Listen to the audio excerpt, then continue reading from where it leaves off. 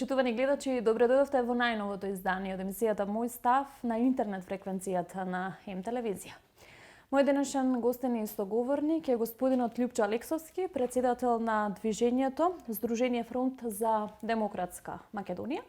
Ќе проговориме малку повеќе за активностите на Здруженијето, за сето она што не следува со председателските, парламентарните избори и ќе се вратиме малку поназад во она што се случуваше во државата.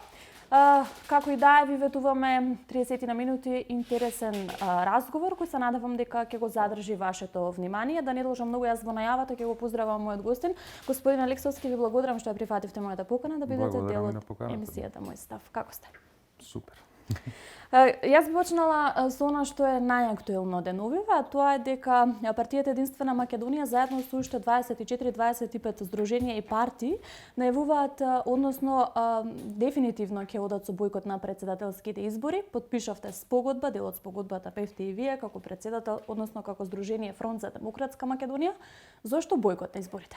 Па видете, после сите согледувања што се случуваат во државата, изминатиот период, увидовме дека останатите кандидати кои успеа да се пласираат во председателската трка, бидејќи имаше обити на некои независни кои не успеа да соберат потписи од општо познати причини, бидејќи во држава може да собере потпис човек доколку биде во согласност со големите партии.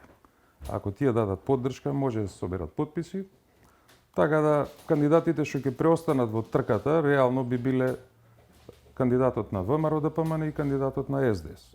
Гледајќи го едниот и другиот кандидат, кои се на некој начин да кажем реприза од прошлите председателски избори, не гледаме ниту во едниот, ниту во другиот кандидат кој би ги, да кажам, протежирал, се борел и за македонските национални интереси и кој би застанал цврсто во одбрана на македонскиот идентитет. Ниту во едниот, ниту во другиот кандидат такво нешто не гледаме, бидејќи едниот и другиот кандидат потекнуваат од левата провиненција, едниот либерал, другиот комуњара, соросоиди, транзицијски политичари, сето она што овој народ 30 години од такви ликови дојде до оваа ситуација. Од таа проста причина, голем број од македонскиот народ нема да застане зад кандидатурата и поддршката на овие кандидати. Под слоганот одите по слоганот Македонија бојкотира марионета за председател, велите кампањата ќе започнете со посета на секој село и град во државата. Што ќе понудите како опција, односно што после бојкотот доколку биде успешен? Па видете, први ни да се навратиме на една друга работа. Председателската функција во државава изминатите години од политичките партии е, да кажем, на некој начин потиснувана, обезличена и така натаму од проста причина што председателот на владата, кој е уствари председател на одредена политичка партија, која нели кандидира председател на држава, за да го задржи приматот како шеф на државата на свемоќен, ја маргинализирале самата функција председател на држава. Иако ако се навратиме, не случајно имавме два атентати на два председатели на Република Македонија. Значи, таа функција не било случајна и не биле случајни тие атентати. Меѓутоа, како одминува времето, од избори во избори гледаме дека политичката понуда на кадри е покатастрофална и покатастрофална без разлика од која политичка партија доаѓаат кадрите. Така да, бојкотот ние ќе го правиме со средствата и можностите што ни се на располагање. Бидејќи очекуваме да има, да кажам, блокада од телевизии, национални, од други медиуми. Ќе ги искористиме оние медиуми кои ќе сакаат да располагаат со нас, односно да имаат соработка и ни останува единствено да директно со граѓаните на Република Македонија, со непосредни средби, со мини трибини, да им објасниме зошто и како и по кои причини треба да бојкотираме. Откако ќе се случи тоа,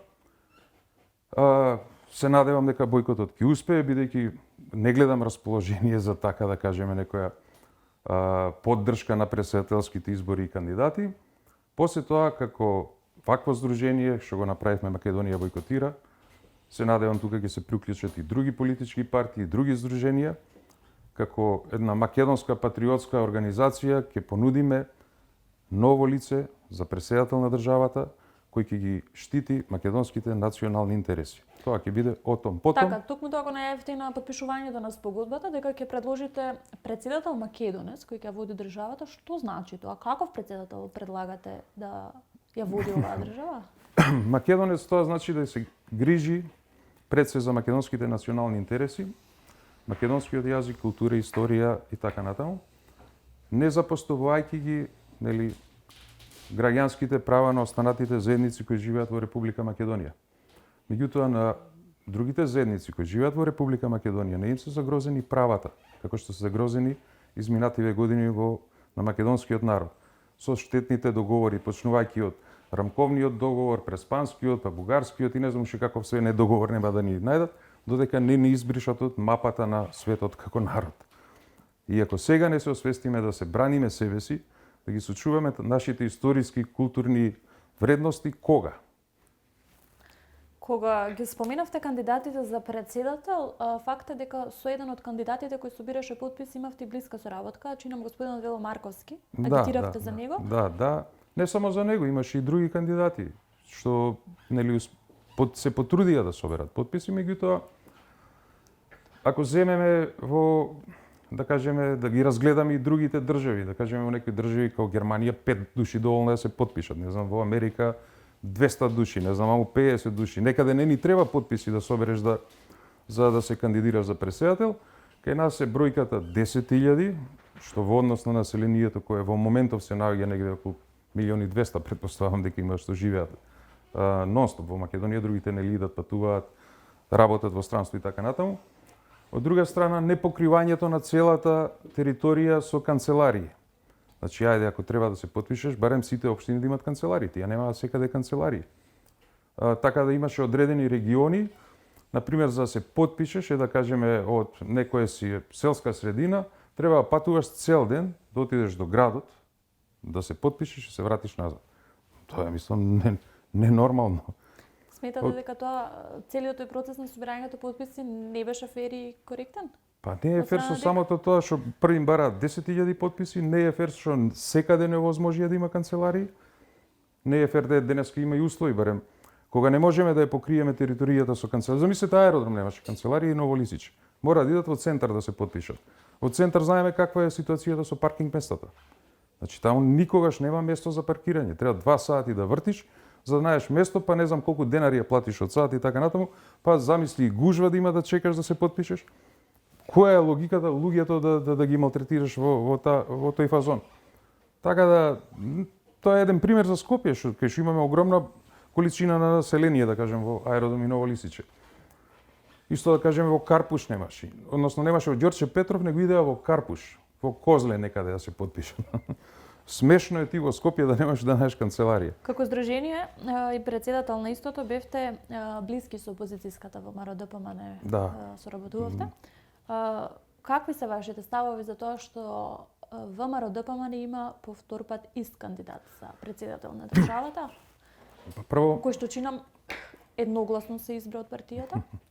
Прво, јас сум член на ВМРО ДПМН од 90-та години и еден од... Така, ќе ве вратам после малку понатаму. Така да, ВМРО ДПМН е ова што го направи е први смешно и трагично.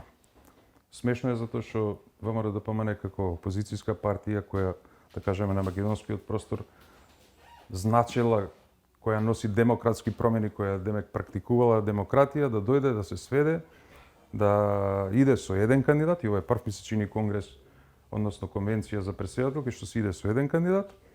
Од друга страна, уште потрагично, земајќи ги искуствата со претходните, да кажам, соработки со нечленови на ВМРО ДПМН, мислејќи на град Скопје еднаш или 2 пати, 3 пати, ако не се сеќавам, одредени политичари, да кажеме, во парламент или на функции назначени, и сите тие искуства беа трагични, односно смешни, не завршија успешно. Сега да идеш ти со либерал кој се декларира дека е либерал, кој се декларира дека е соросоид, докажан, кој е транзицијски политичар, кој беше во првата влада на Бранко Црвенковски, смислам 94-та година, и сето она што партијата се залагаше како штетно како луѓе кои ги окарактеризиравме што се штетни за Република Македонија, тоа значи соросоид, транзицијски политичар, либерал, комуњар, сето тоа го имаме во сегашниот кандидат на ВМРО-ДПМН. И тука нема што да се разговара, тоа е практично се коси со основните политики на партијата кои имат десетици пресконференции на оваа тема. Ќе ве вратам сега малку поназад, член на ВМРО-ДПМН, впрочем од незиното основање, тврдите дека и сте дел од незиното основање, меѓутоа никогаш начело на функција. Прво јас Ниту во партијата, ниту во државата. Никогаш Зашто се не. залага и залагаше Лјупчо Алексовски? Значи, стапувањето мое во членство на ВМРО-ДПМН во 90-та година беше, да кажем, оној патриотски романтизам, кој сите членови од тоа време со радост се сеќаваат на тие моменти, затоа што тогаш ние не знаевме што е функција, не знаевме какви бенефиции носи функцијата. Да, но некои луѓе од тој период подосна видовме дека им било тоа само за функции. После тоа, значи, од тоа време никој ништо не знаеше, сите едноставно идеја со љубов за Македонија, да изградиме независна Република Македонија, да живееме среќно, весело и така натаму.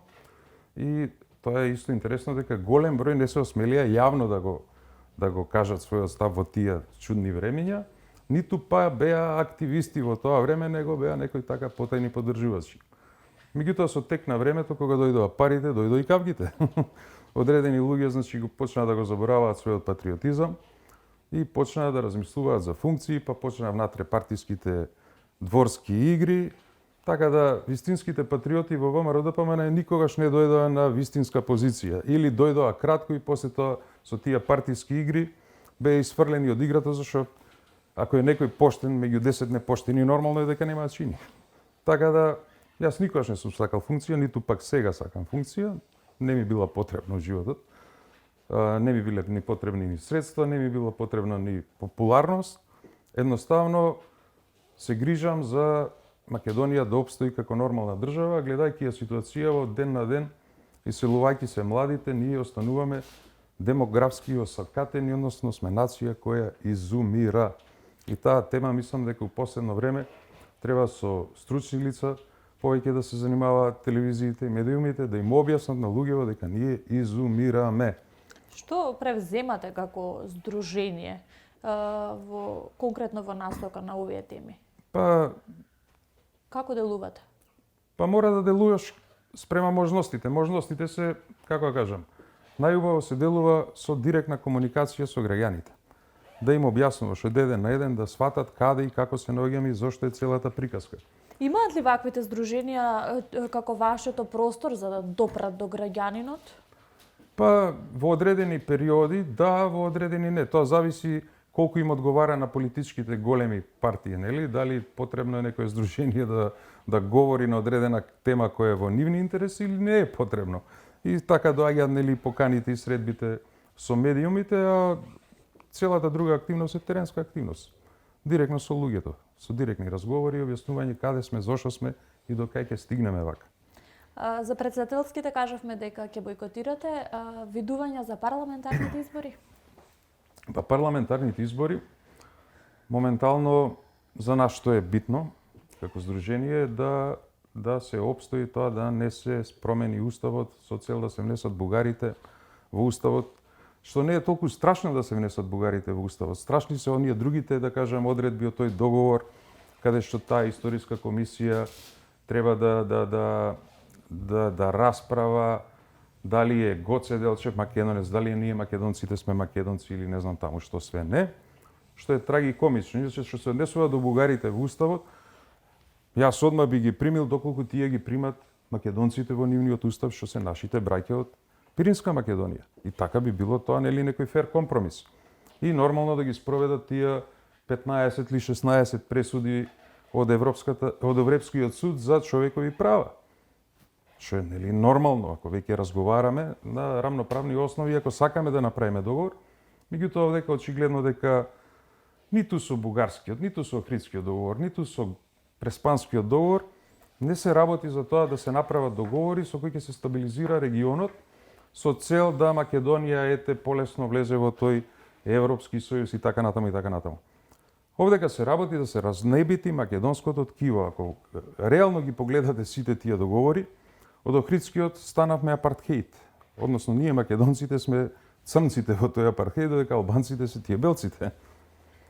Со грчкиот договор ние се откажавме од историското културно наследство на Александар Македонски и целите други династии. Не е само Александар тука, и Филип 40 крал е Александар на крај крајава.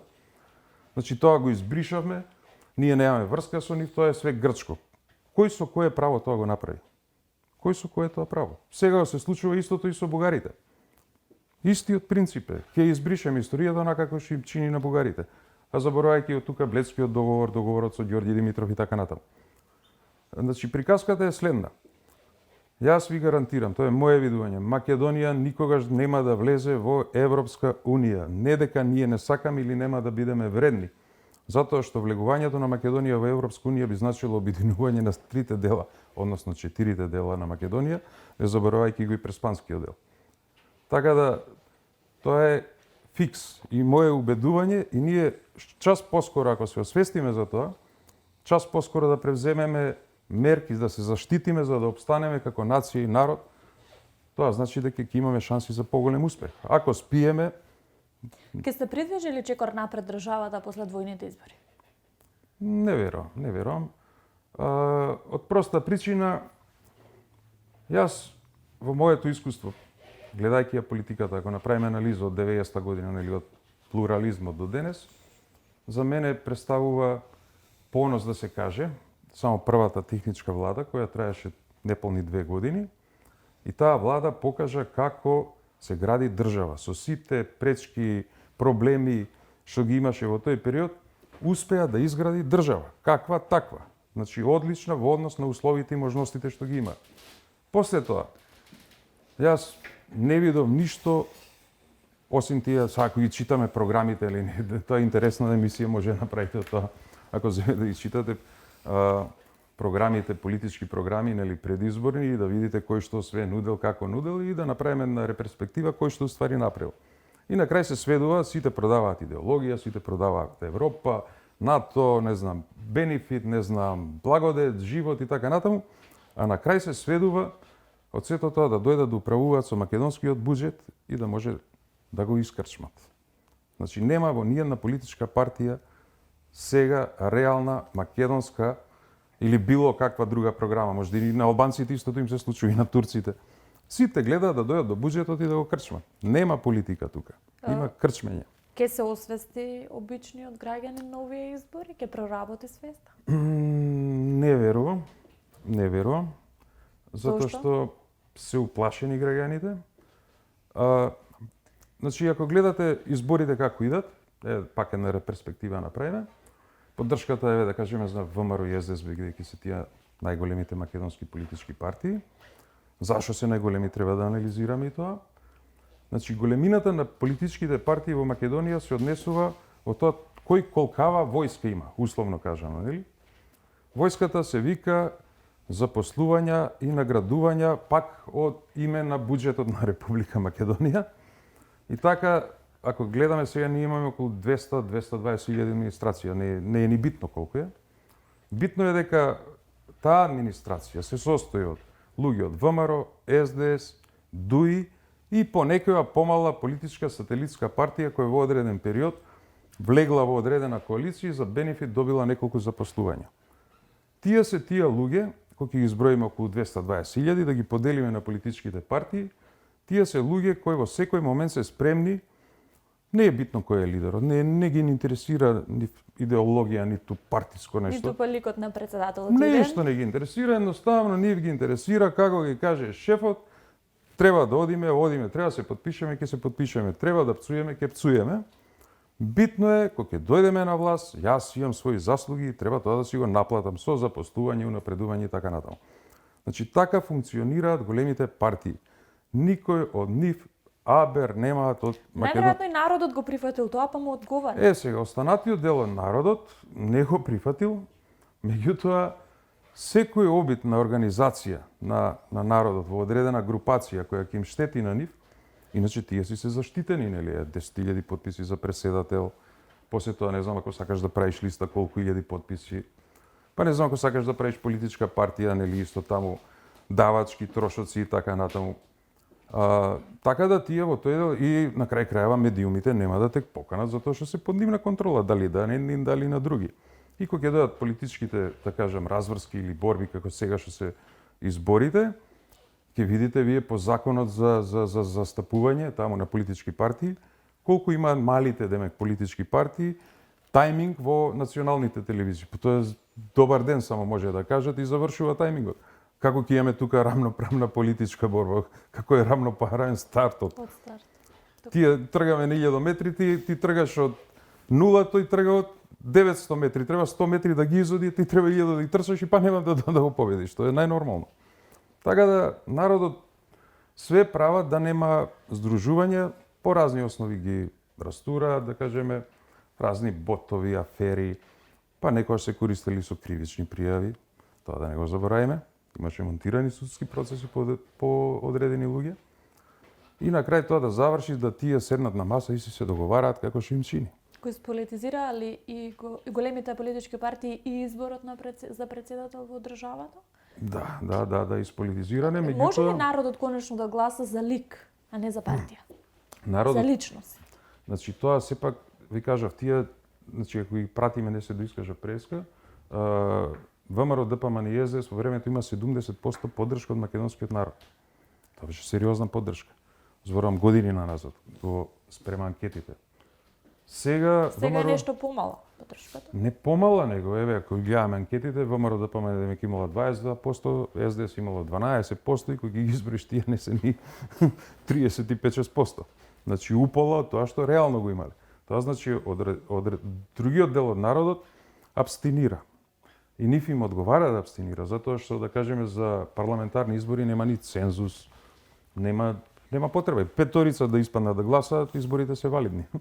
Така да нив, што повеќе тие, да кажем, противниците нивни абстинираат, тоа за нив е добро, со тоа што голема излезност на секои избори се покажала дека опозицијата победува.